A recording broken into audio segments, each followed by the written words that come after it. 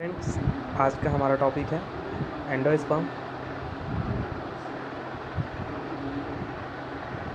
Endosperm एक प्रकार का पोषक ऊतक होता है और यह बढ़ते हुए एम्ब्रियो को विकास के काम आता है। एंडोस्पर्म एक प्रकार का पोषक ऊतक होता है जिसमें कार्बोहाइड्रेट, फैट, प्रोटीन ये सभी पाए जाते हैं। एंडोस्पर्म का फॉर्मेशन डबल फर्टिलाइजेशन के फलस्वरूप होता है।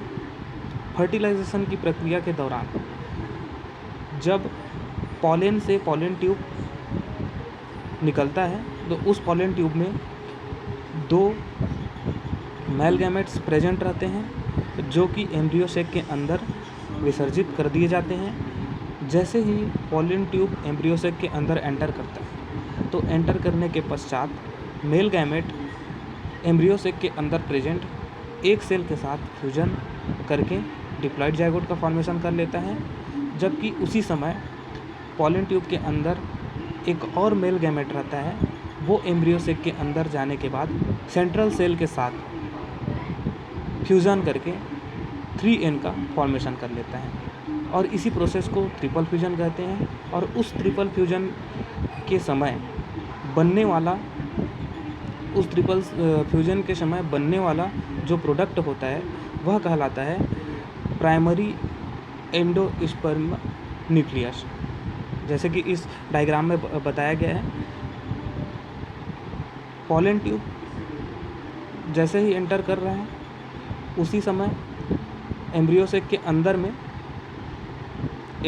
अंदर में पॉलन ट्यूब जैसे ही एंटर करता है तो वहाँ पे प्रेजेंट दो मेल गैमेट्स, यहाँ पे जो ग्रीन कलर के मार्क में दिखाया गया है वो मेल गैमेट जैसे ही एम्ब्रियो सेक के अंदर में प्रेजेंट एंटर करता है तो इसमें से जो मेल गैमेट है वो यहाँ पे एक सेल जो होता है उसके साथ जाके वो बाइंड कर लेता है और बाइंड करने के बाद जबकि पॉलन ट्यूब के अंदर में जो गैमेट्स है वो हेप्लॉइड होता है, एन होता है, वो चला जाता है एम्ब्रियो सेक के अंदर में और उसके साथ वहाँ पे प्रेजेंट एक सेल जो कि एन स्टेज में होता है, दोनों मिलके वहाँ पे बना लेते हैं 2N का फॉर्मेशन कर लेते हैं।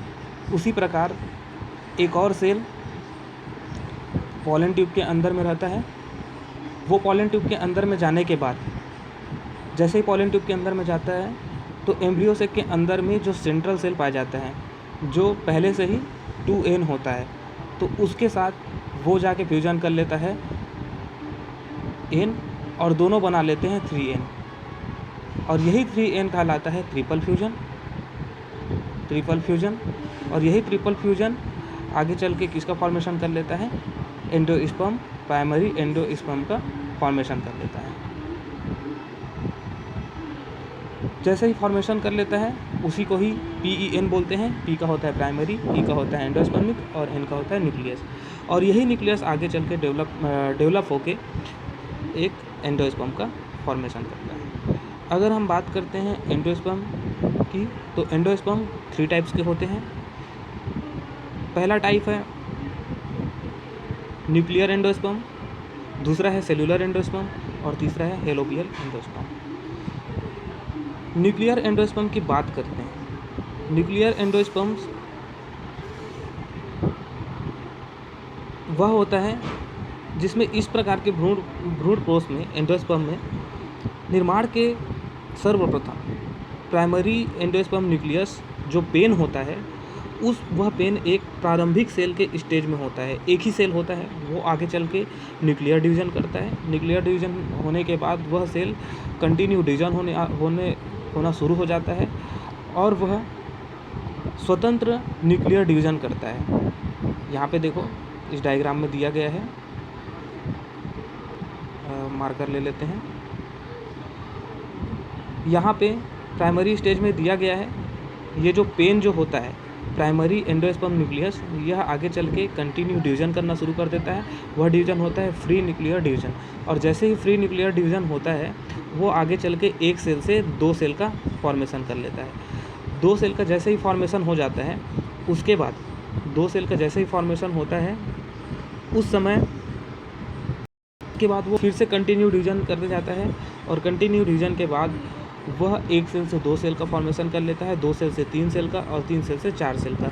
उसी प्रकार वो कंटिन्यू सेल का डिवीज़न करते जाता है। सेल का डिवीज़न करने के बाद कुछ समय पश्चात उसमें बहुत सारे सेल्स बन जाते हैं और वह सेल्स मल्टी न्यूक्लिएट स्टेज कहलाता है। उस मल्टी न्यूक्लिएट स्टेज में वो सेल्स के मध्य में एक वैक्यूल्स का फॉर्मेशन हो जाता है और वैक्यूल का फॉर्मेशन होने के बाद जो सेल्स होते हैं वो सेल्स पूरे परिधि की ओर अरेंज होना शुरू हो जाते हैं। माइक्रोपाइलर रीगल से लेकर पूरा चलाइजर रीगल तक वो क्या हो जाते हैं, अरेंज होना शुरू हो जाते हैं। और अरेंज होने के बाद वह एक वाल का फॉर्मेशन कर लेते हैं और वाल का फॉर्मेशन करने के बाद वो एक कम्प्लीटली एंडोस्पर्म का फॉर्मेशन कर लेते हैं और वह जो एम्ब्रियो होता है वो माइक्रोपाइलर रीगन में या फिर चलाइजर रीगन में जाके वो व्यवस्थित हो जाता है। और इस प्रकार जो आसपास जो सेल्स होते हैं वही सेल्स क्या कहलाते हैं, एंडोस्पर्म कहलाते हैं, जो कि एम्ब्रियो शेप को डेवलपमेंट होने के लिए एनर्जी प्रोवाइड कराते हैं। और यही कहलाता है आपका न्यूक्लियर एंडोस्पर्म। इसका एग्जांपल अगर हम देखें तो यहाँ पे बहुत सारा दिया गया है, कैप्सेला वर्सा पेस्टोरिस, जोस्टेरा मैनिरा, एकेलाइफा इंडिका, ये सभी में nuclear free division nuclear endosperm पाया जाता है। उसके बाद दूसरा टाइप्स सेलुलर एंडोस्पर्म।